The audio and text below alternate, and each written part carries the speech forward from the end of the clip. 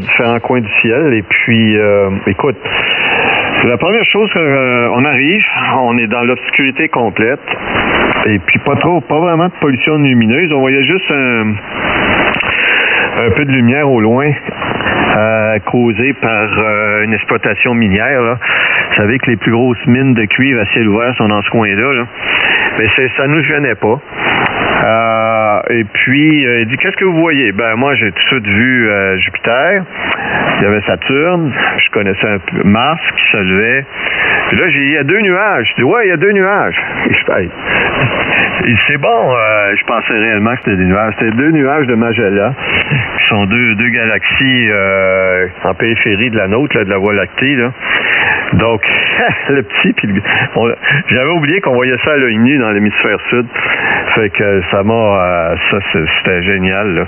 Fait qu'écoutez, on a regardé Saturne, on voit parfaitement les anneaux, Jupiter, j'ai pas vu la tache, elle était de l'autre bord. Des nébuleuses, des galaxies, et puis c'était vraiment un beau spectacle. Mais je savais qu'à l'œil nu, là, faut pas trop capoter. Là, si tu veux voir toutes les couleurs, tout ça, faut faire de la photo puis exposer ça assez longtemps. Là. Fait que non, c'était quand même super quelque chose. Puis les conversations avec le type en charge, là, l'astronome, là, fait que c'était vraiment intéressant. Là. Vas-y, Paul, si tu as des commentaires, là, je vais faire refroidir mon LA1K. Non, mais il est à 47 degrés. Hey, c'est pas pire. Il y a 2 comme Mike Zulu, le groupe de la 2DF. Je pense que c'est à moi, Daniel. Ben, toi ou Paul, là? Voyons, Paul ou Danny, là? Puis moi? J'avais juste une question parce que je l'ai manqué parce que Guy me textait, by the way, il est parti Guy faire son jogging, puis moi je vais me préparer aussi, je pense que je vais aller prendre une marche là, pendant que c'est clair puis qu'il fait au-dessus de 1 degré. Mais ce que je voulais dire, Daniel, oui, j'ai voyons, le télescope là, de type Newton, là, le miroir là, qui par un Québécois, j'ai manqué le diamètre, Daniel. C'est comment le diamètre de son miroir? Ben écoute, le télescope, il faisait 10 mètres de haut, là, littéralement. Là. Fait qu'à la base, là, ah mon Dieu, le miroir, j'ai regardé dedans, là, il devait faire ça se peut-tu pas loin de 2 mètres. Eh, monsieur Daniel, hein, puis ça doit être épais, le verre, tout ça. Daniel, le fini du miroir, là, puis là, je vais repasser ça à Danny, là, puis moi, je vais quitter après ça, là. C'est un fini, c'est nickel, ça, Daniel? C'est ce qui donne pour le miroir? C'est-tu dépôt de nickel ou quoi que ce soit, là? Ah, je sais pas, Nando, si c'est de l'argent ou je sais pas, là. J'ai pas demandé. Il m'a surtout parlé du polissage. Je pense que ça y a pris 1 an à faire ça, là, toi. J'ai pas de misère à le croire, Daniel, là. Écoute, puis ce diamètre-là, ça doit être extrêmement pesant, Daniel. Hein? La grosseur, tu me dis là, ça doit être, c'est un monstre. Hein? Ah oui, mais t'as pas vu la structure métallique là, de tubes puis de poutres qui tiennent ça. Puis faut pas que ça vibre là, d'un bout à l'autre. Là. Non, c'est vraiment imposant. Là. Ah oui. Tu vois donc, Daniel, juste en terminant comme ça, le type Newton, c'est celui-là, quand on photographie des étoiles, là, avant que ce soit processé, là, qu'on voit une croix dedans, les étoiles, là, qui donne une croix là, aux étoiles, là. Oh, pas vraiment. On voyait pas de croix, là. Je te jure, l'Acturus, là, tout ça, c'était très fort. Non. C'est très simple, hein. T'as un miroir qui converge, qui focalise à une certaine distance, là. Puis là, t'as un genre de prisme qui dévie à 90, puis t'as un oculaire. C'est tout.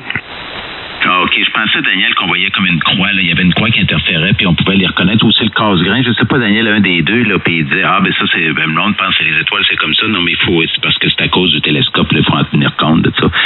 C'est bien. Écoute, là, j'aurais bien aimé voir ça, Daniel. Là, ça va être quand même très impressionnant, là. Ouais. Fait que, c'était piraté. Moi, je suis un petit peu d'accord avec... je suis en accord avec Danny, là. Je peux pas croire qu'il y a du monde qui s'amuse à faire ça. Je sais pas l'intérêt de ça. S'ils s'amusent, c'est pour mal faire. Je le sais pas. Je sais pas si c'est un challenge, je le sais pas. Fait que c'est beau. Alors, je vais passer ça à Danny. Là, tu vas avoir sûrement d'autres questions. Puis moi, je vais quitter. Puis je vais vous écouter encore. Puis je vais quitter. VA2 EMZ, VA2 DF, VA2 AV. Ouais, salut Paul, on s'en reparle pas, là. J'enverrai quelques courriers, là. Oui, c'est ça. Mon Dieu, 2 mètres de miroir. C'est fréquent, là. C'est ça. Moi, j'ai un vieux télescope avec un vieux modèle, là, avec un miroir de 6 pouces, puis c'est pesant. Déjà là, il y a du verre là-dedans. Il est très pesant. C'est sûr que le corps, là, le tube, c'est en aluminium, puis il est épais. C'est un vieux modèle, là. Il est pas complet. Je l'ai acheté usagé, puis il est pas complet, là, malheureusement. Mais c'est ça, à 2 mètres, tabarouette. Moi, j'ai été à Champlain, puis j'ai été au télescope de Champlain, puis j'ai été au télescope de Mont-Mégantic. Mont-Mégantic, pour les gens qui veulent voir, là, c'est ça, il y en avait un, puis tu montais dans l'échelle, pas dans l'échelle d'un escabeau, là. Je sais pas c'était quel diamètre. C'était plus gros que Champlain, un peu, me semble, là. Je me souviens plus. Mais j'ai pas fait d'observation ben dans ceux-là.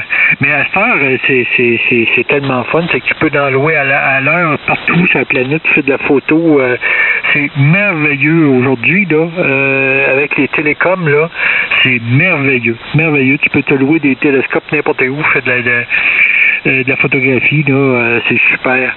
Mais c'est ça, ouais, il est équipé, le gars, 3 télescopes, t'as quelqu'un qui fait ça, lui il charge probablement, puis il prend des visiteurs, puis tu peux faire des soirées d'observation chez lui, j'imagine.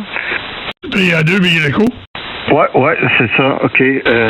Salut André, je vais te passer ça. Oui, c'est exactement ça. Faut réserver pas mal d'avance, là. Et puis, il fait ses soirées en différentes langues. C'est un français d'origine, fait que nous, on avait la soirée en français, là, fait que c'était pas un problème, anglais ou espagnol, mais on a pris, ça donnait mieux comme ça, là. La seule déception, c'est que j'ai pas vu la Voie lactée. Puis ça m'a déçu parce que elle se levait à l'horizon quand on terminait, puis c'était en même temps que le lever de la Lune, là, vers 2h30 du matin. Fait que c'est dommage. Puis ça a l'air que tu vois vraiment le centre globuleux, là.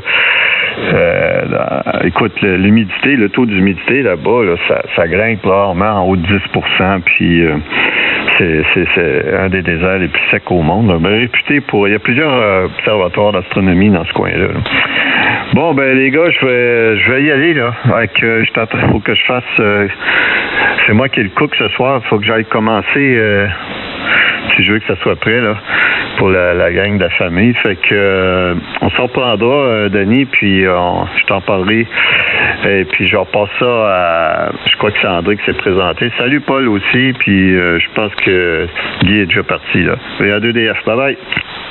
OK, salut Daniel. Prends ça, André. OK, 100%. Salut Daniel. Ben moi, je voulais vous parler du radar à Saint-Sylvestre. À Saint-Sylvestre, autrefois, la montagne d'à côté, il y avait un radar.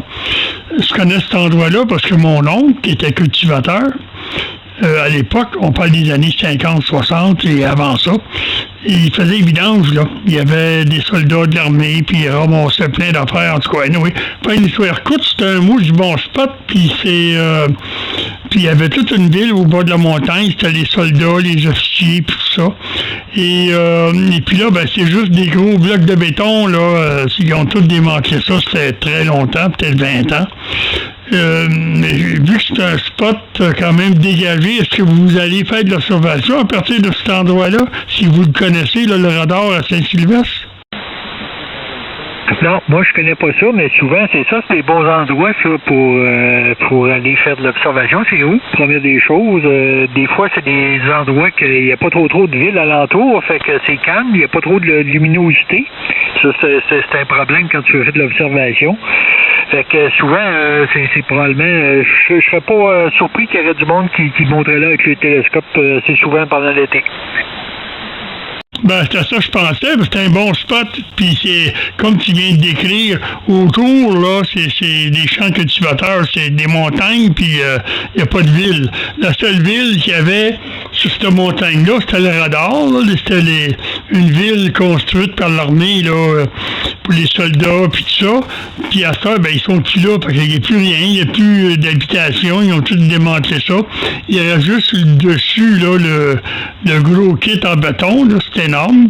Et puis, c'est ça, c'était un bon spot pour ça, en tout cas.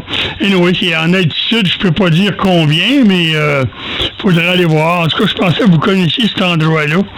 C'est, je sais qu'il y a des gens autour qui vont là faire la fête, là, parce qu'ils dérangent personne, peuvent crier, mettre les systèmes de son dans le fond. Il n'y a pas d'habitation tout le tour, là. Fait que, OK, c'est bien beau, fait que votre QSO était pas mal intéressant. Alors, je vous souhaite une bonne soirée. Ben oui, j'étais sur 80 mètres, puis oh my God, les signaux, là, pas costauds, puis j'ai tiens, 40 doit être ouvert, ben comme de fait. Comme de fait. Fait que, OK, fait que salut tout le monde, puis prends ça Paul ou Denis, parce que Daniel doit être parti, là. Ouais, je pense que Paul partait, puis Daniel vient juste de partir aussi, fait que c'est ça. Ouais, toi, André, comment ça a été ce printemps, là? Vous avez eu une tornade, là, ce printemps, là? Tes installations ont-tu été endommagées?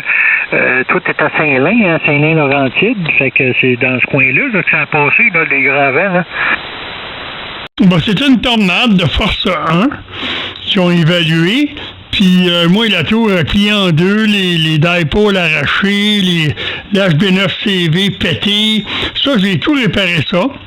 Mais j'ai été, comment dire donc, ça me tentait plus de remonter ça. Encore une fois, la maudite tour pliée en deux.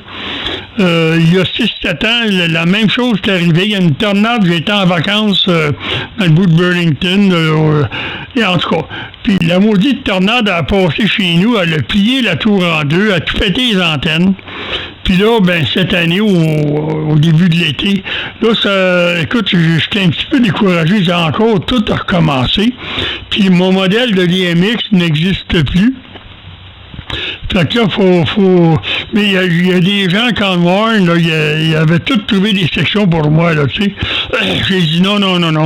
Je la remonte pas, la tour. Moi, je voulais fini la radio, la tour, les antennes, peut-être un bout de fil, un long fil, juste pour dire, là, que... En tout cas. Et puis il y a un mois, je dis bon, je vais la remonter, mais pas aussi haut, pas 64 pieds. Je vais la remonter à 48 pieds heavy duty. Fait que j'ai refait ma tête, la tête de section de tour, la 6e, qui fait 48 pieds. Fait que là, ça va faire heavy duty. Le mât, ben mon fils, il m'a redressé. Après ça, bon, ben, puis la HV9CV, ben, je l'ai réparé. Elle est toute réparée. C'était le maudit job, mais je me suis plus trop tard. Puis quand ça a été le temps, là, de grimper ça dans les airs, puis là, c'était le froid.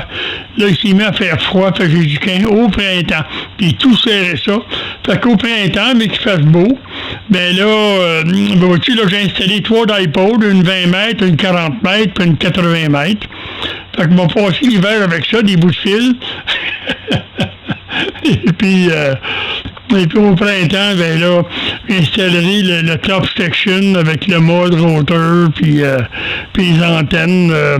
J'ai mes 10 éléments quad de 2 mètres, là, double polarisation. Ça a été fabriqué l'année passée, mais jamais installé. Je suis pas vite, hein. Ben, je suis capable de grimper, puis le physique, là, il suit pas. Ouais, c'est ça, c'est des années, hein. À toi le micro, Denis. Ouais, c'est ça, moi c'est Denis, ouais. Ouais, c'est ça, André, t'es pas chanceux. 2 fois, ton pylône a plié en deux, ouais, pis t'as eu des dégâts sur toutes tes antennes. Mais au moins, bon, t'as des antennes, t'as des dipoles pour cet hiver, au moins pour t'amuser, pour parler un peu, puis c'est ça, t'amuser. Puis c'est ça, le printemps prochain, tu vas te remonter ça, c'est pas pire, mais ouais, 2 fois que tu te fais pogner avec des tornades, là, c'est pas le fun trop, là. C'est ça, dans ton coin, là, j'ai un de mes chums qui a un assez grand terrain, là, je pense qu'il y a 15 ou 20 arbres qui ont été couchés à terre, là, dans cette tempête-là. Il a manqué d'électricité pendant 5 jours, là. 5 jours à peu près, ouais, c'est ça. Fait que c'est ça. C'était une bonne, celle-là, c'est ça. Il y a eu des dégâts, hein. C'est ça. Il y en a qui ont manqué d'électricité pas mal plus longtemps, puis c'est ça. C'était une bonne tempête, mais toi, tu t'es fait la deuxième fois, là. C'est décourageant un peu, là. Mais en tout cas, bon, au moins, t'as de quoi pour cet hiver, André, puis ce printemps, ben, tu vas être capable de te remonter. Fait que moi, je vais te souhaiter une bonne soirée. Mais moi, je vais laisser. J'ai des choses à faire un peu, moi aussi, de mon côté, là. Fait que ça fait un bout de temps que je suis là-dessus, là. Fait que je vais te souhaiter une bonne soirée, une bonne journée, une bonne soirée, puis une bonne fin de semaine, puis on se reparle, André. Fait que ici, c'est Victor Echo 2, Echo Mike Zulu, opérateur Danny. OK, 100% Danny. VA2. OK. Toi qui n'es pas un VA. Echo Mike Zulu. Ben, je reconnais ta voix, mais là, EMZ, ça me dit quoi? T'es dans quel coin, Danny? Rive sud de Montréal. Oh mon Dieu, t'es dans le bout de Longueuil, ces places-là, là? Oui, juste à côté, Saint-Bruno de Montarville, là, juste à côté de Sainte-Julie, Longueuil, Saint-Hubert, tout le kit. Oh, ben, tu dois être dans Canmore, toi, je pense, hein, Danny? Oui, ben, Canmore, c'est pas loin, là, c'est ça, là, le club, là, c'est pas loin. Non, mais tu membre d'eux autres, puis actif avec eux autres? Non, je suis pas membre, mais je les connais, là, mais je suis pas membre. OK, 100%. OK, Danny, ben merci pour le QSO, pas mal intéressant. Puis tu iras voir, j'ai un site web, pas un site web, j'ai un YouTube. Si tu tapes mon nom, probablement qu'il va sortir André Larivière ou encore 9 Alpha Lima 001. Puis il y a des vidéos là que la gang de Canmore, VA2, GRU avec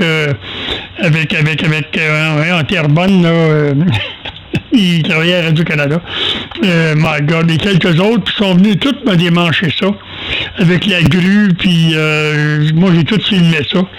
Et puis j'ai filmé j'ai mis une antenne d'un arbre, en tout cas. Si tu trouves ça, tu iras voir ça. Tu vas tout voir les péripéties de la station de VA2 Bigraco. OK, Danny, je ne te tiens pas plus longtemps. Et puis, on se jase un autre tantôt. Ici, VA2 Bigraco à Saint-Alain qui termine.